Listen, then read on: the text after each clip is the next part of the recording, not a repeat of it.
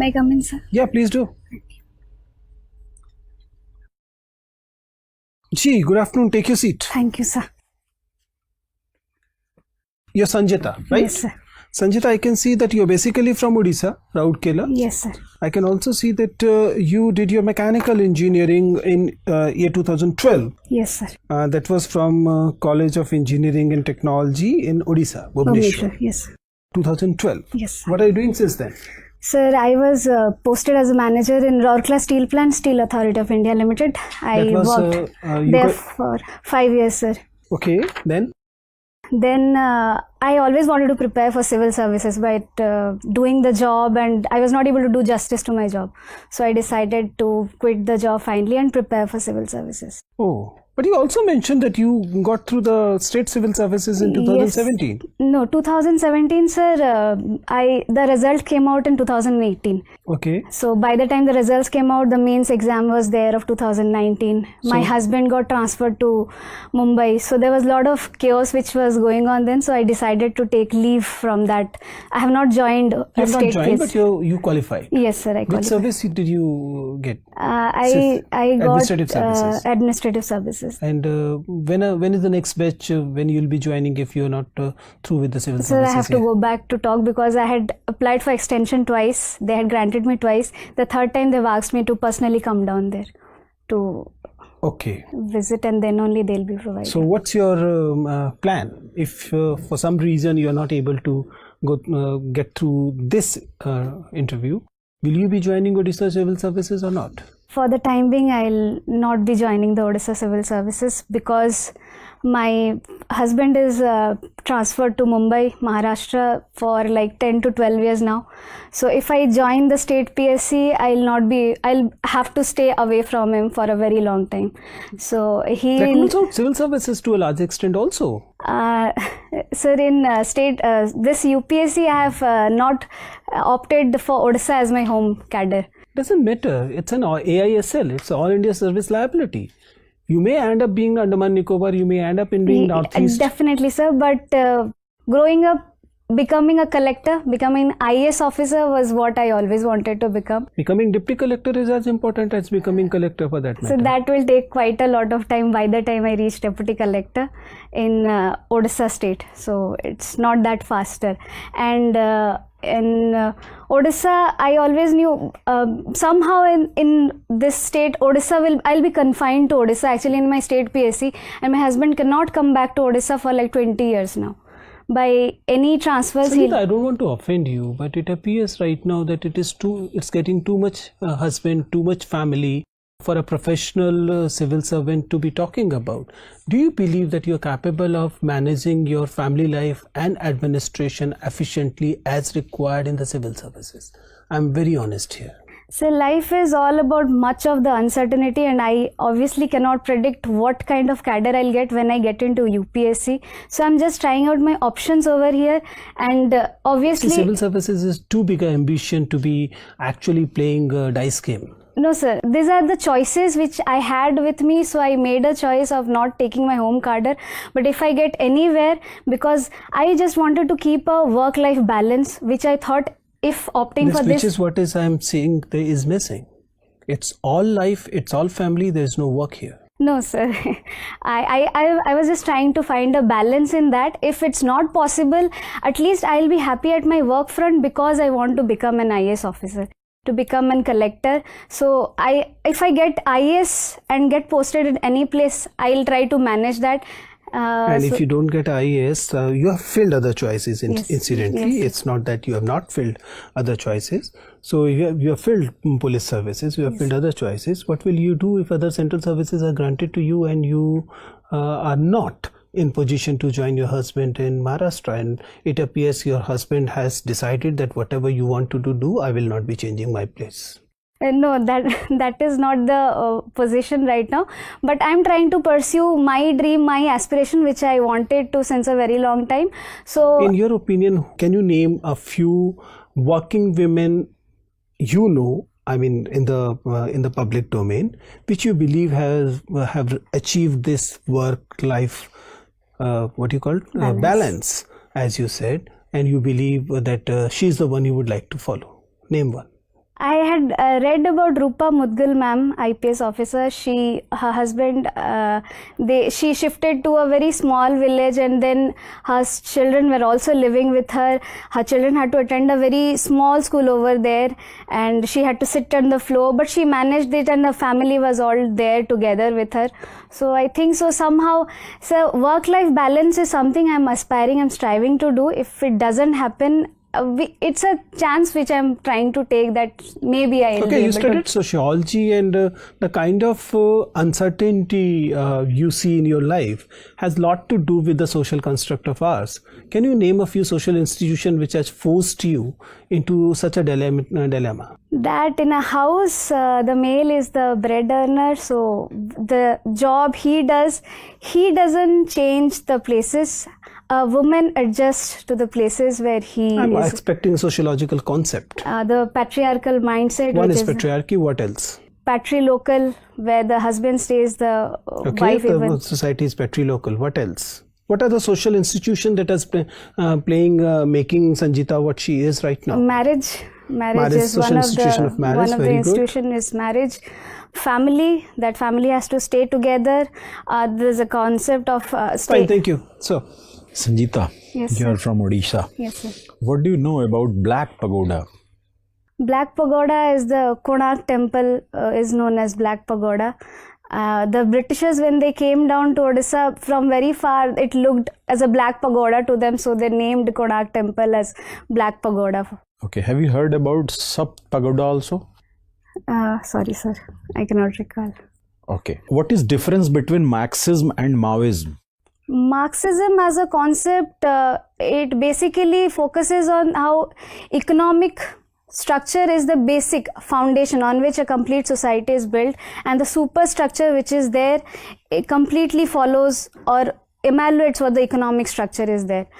Maoism focuses on, I'm not getting the idea clearly right now. I'm sorry, sir. Naxalites are also called Maoist. Yes. Do you know why? They follow the Mao ideology that there has to be collective ownership of the land. They have to have, the community has to have rights on the land, the forest, whichever they call their own resources. So, Okay, there are three temple architecture style in India. yes, sir. One is Nagara, Besar and Dravidian style. Yes, sir. In Odisha, which style is prevalent? In Odisha, sir, Nagara style is highly prevalent. Could you give some examples of Nagara style temple? Sir, Lingaraj temple is a great example. Mukteshwar temple in Bhubaneswar is also a very good example. Sri Jagannath temple is one of the most biggest highlight of Nagara style. Konark temple is also an highlight of Nagara style. Sir. Okay. What are the features of Dravidian style architecture? Sir, Main features. Dravidian style architecture, the main Garbhagriha is a very small room, and then the Vimana which is made, it's like a layered Vimana which has in a pyramidal size. But in Nagara, it's in a conical shape.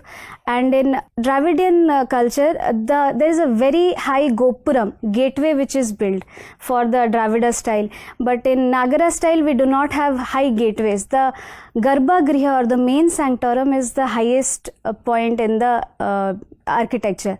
And there is a very huge wall which is built around the Dravida style of architecture, which is not found in Nagara style of architecture. Okay. What are your weaknesses being a lady?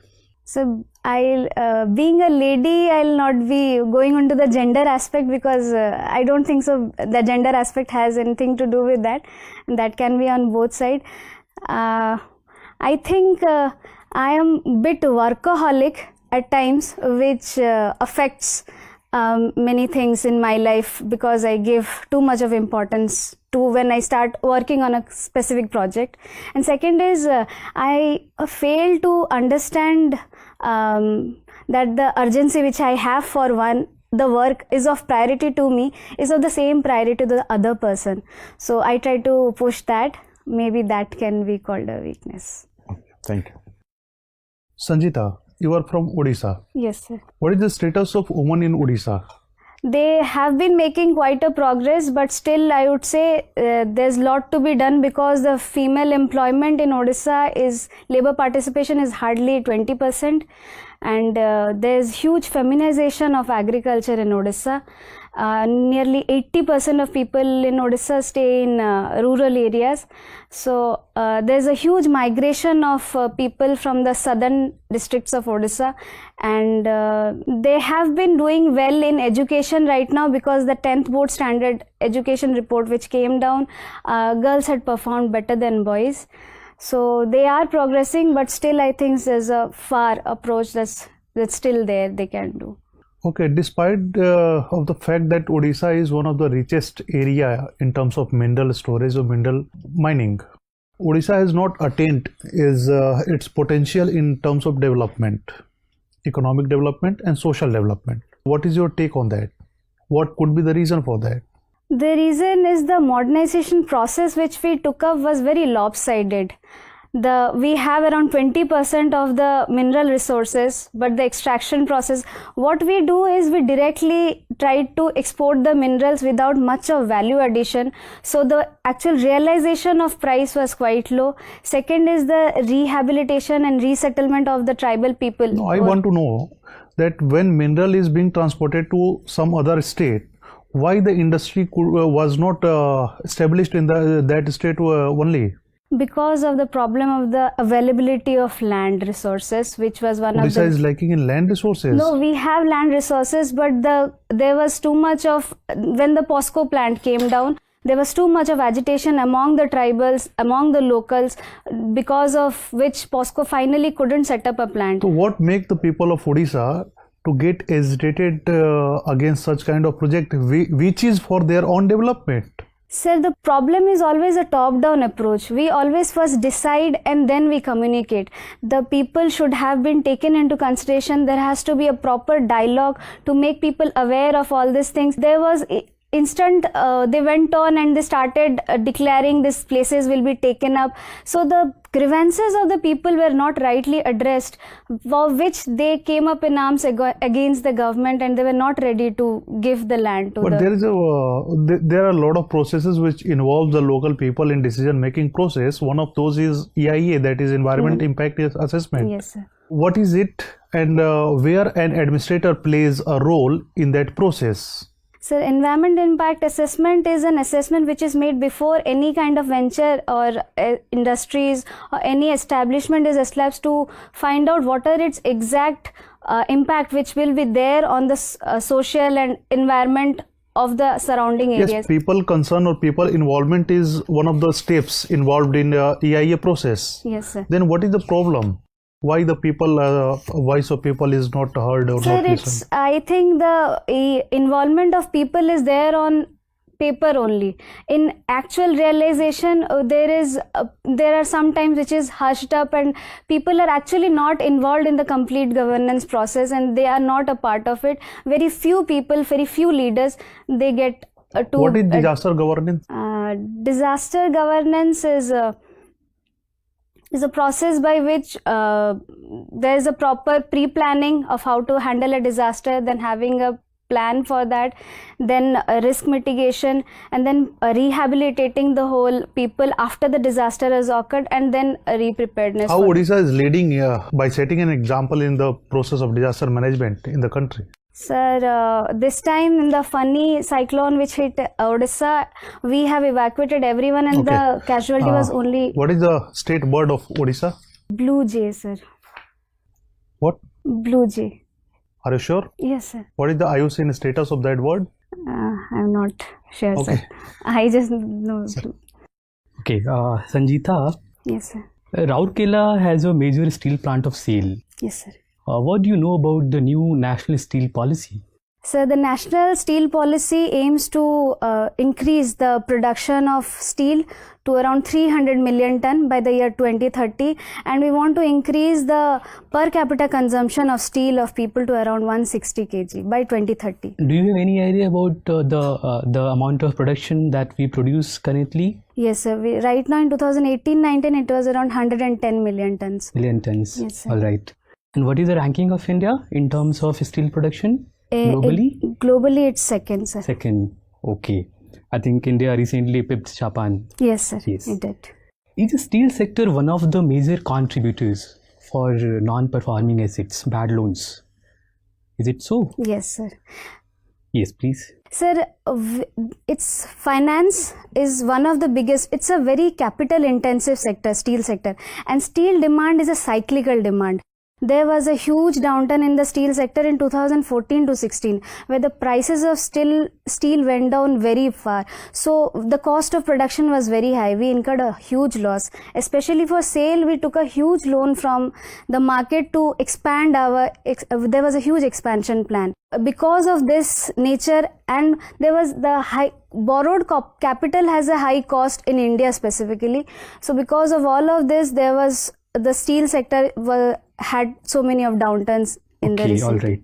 And why public sector banks are so disproportionately affected in terms of bad loans?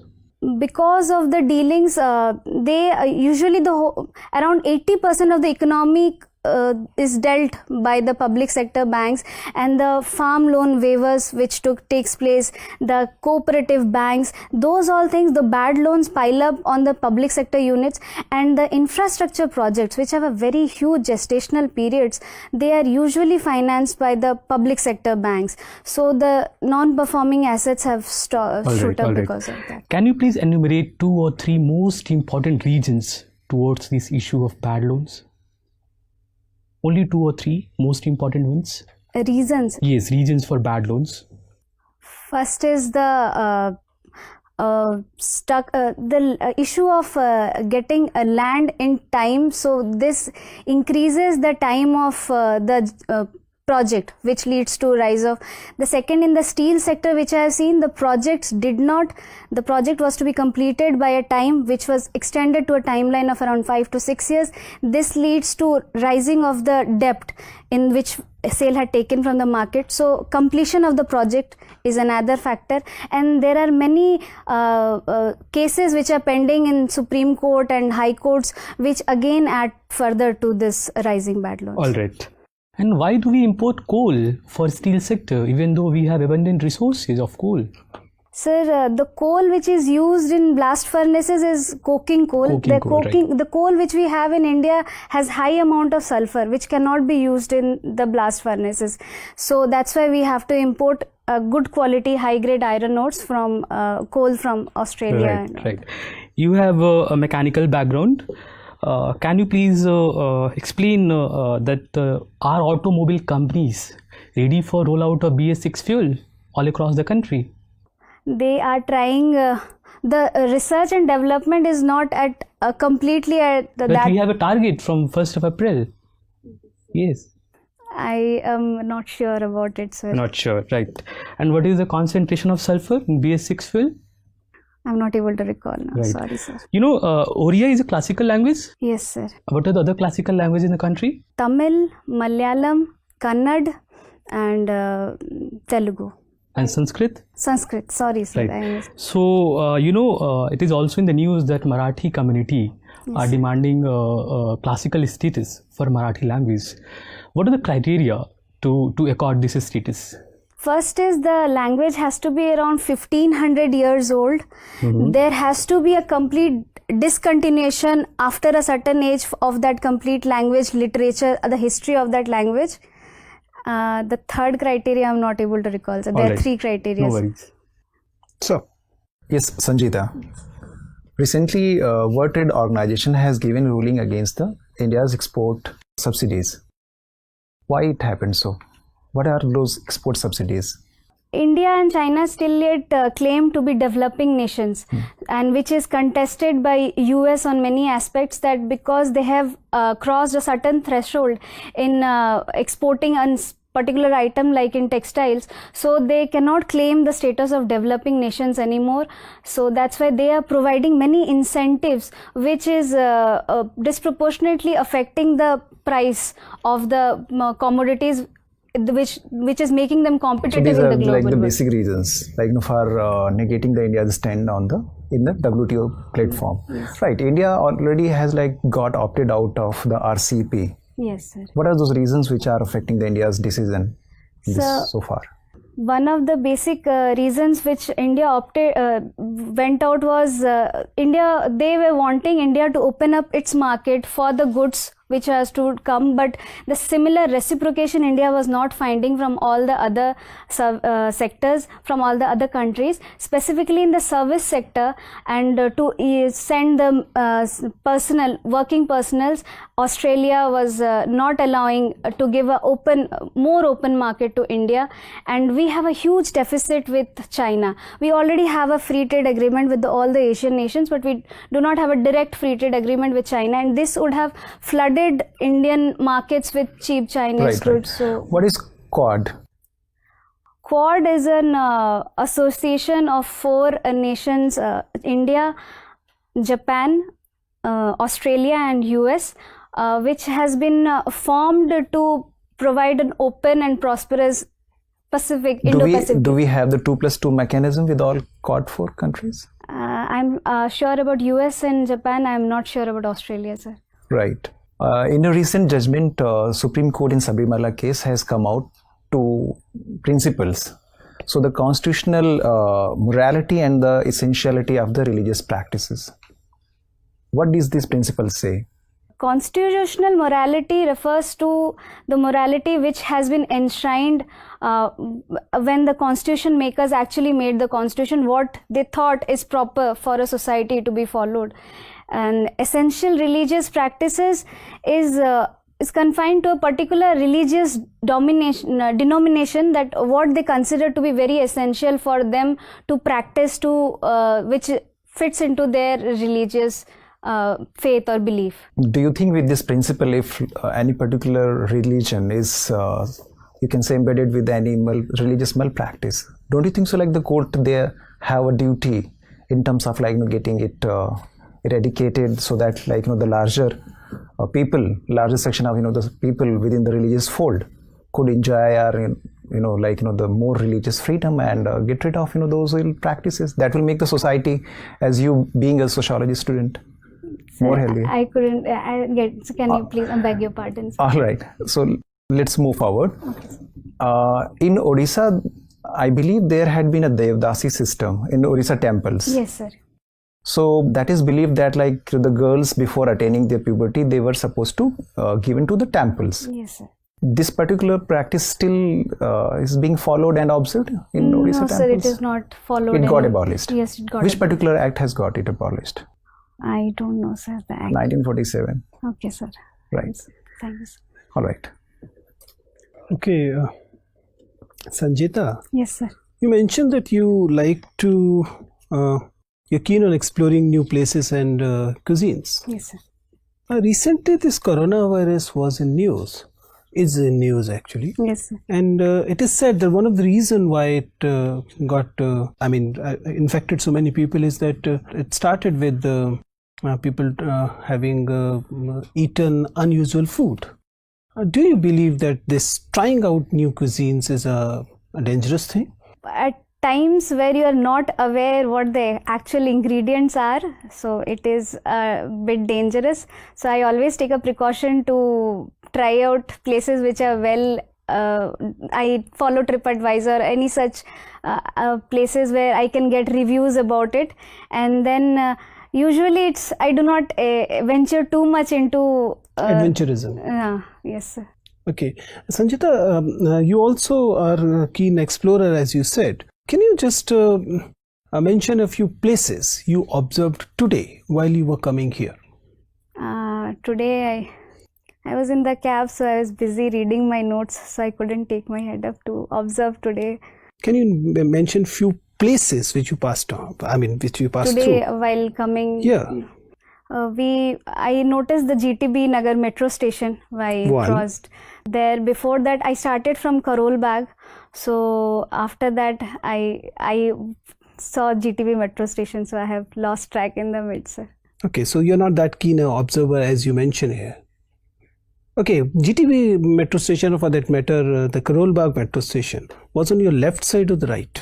GTB metro station was on my right side when I took a left turn over this side. Okay, Sanjay, that was nice talking to you. You can leave sir. now. Thank you, sir. Thank you, sir. Thank you, sir.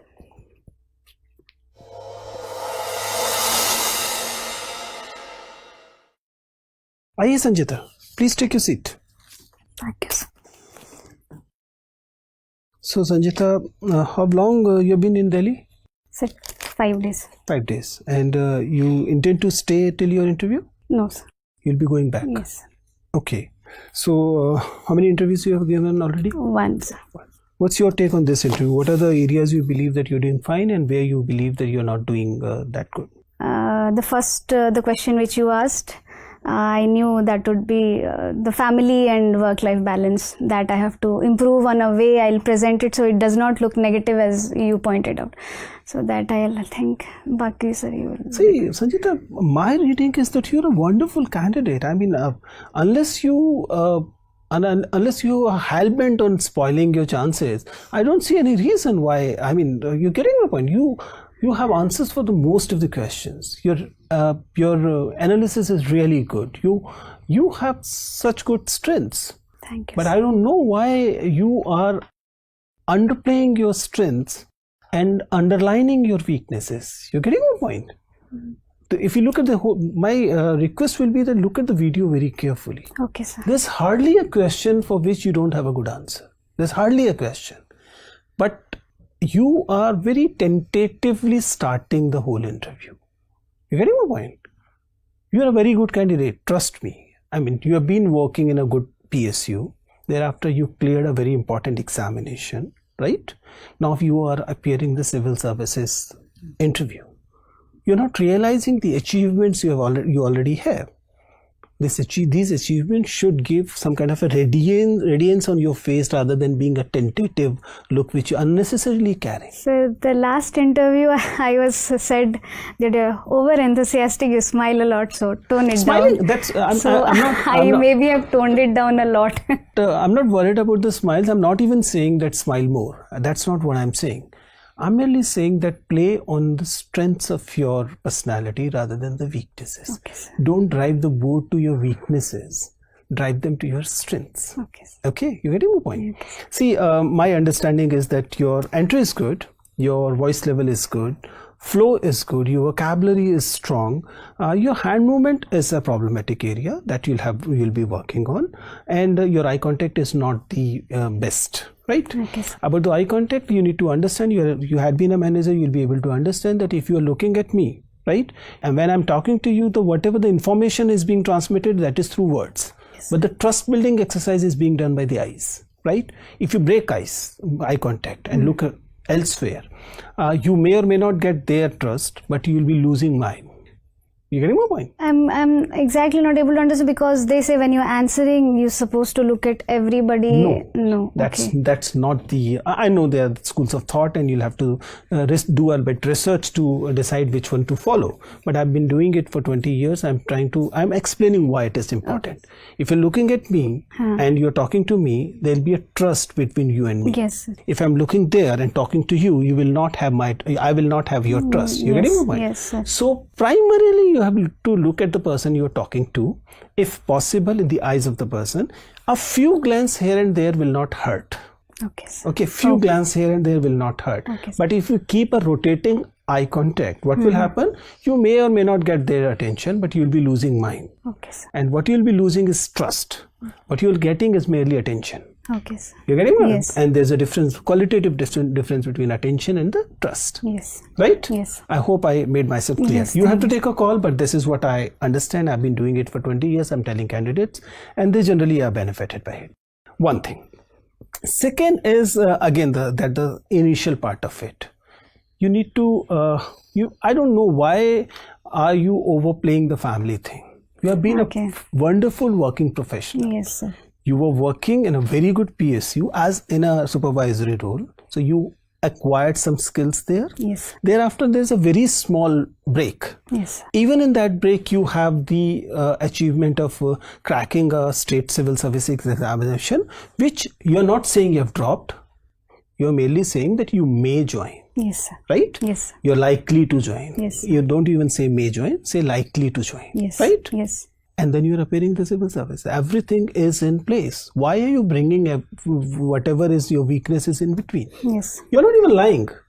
You don't have to lie on anything of it. You're just merely saying that you were working in a PSU, then you decided to get into the civil services, for which you appeared in the state civil services and the central civil, the UPSC.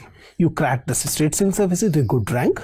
You were awaiting a position there, and you have cracked the civil services. Everything is in place. But I have not chosen Odisha as my home state, so then it comes to, see, that's a different question. What is your cadre choices? There are many people who do not choose the home cadre for a variety of reasons. In your case, the simplest answer is, now I am married.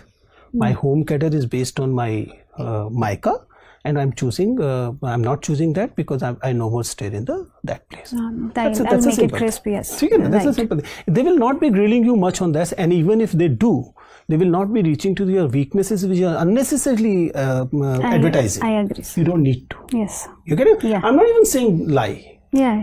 I'm merely saying that put it in a way that you are playing to your strengths. Yes. Right? Yes. That's the major concern I had. Otherwise, you're doing most things absolutely right.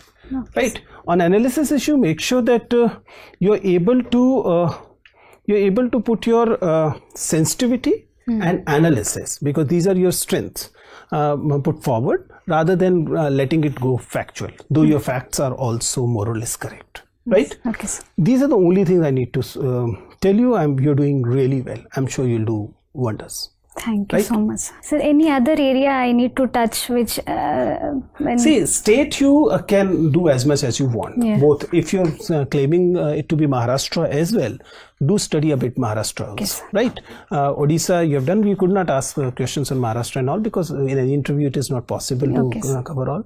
About this mechanical engineering thing, I hope you have done, because you've got a very good CGPA also, which is unusual. I hope you're able to defend your mechanical engineering also. That is somewhat. okay. Right? I'll try. All the best. Thank you, sir. Thank you so much.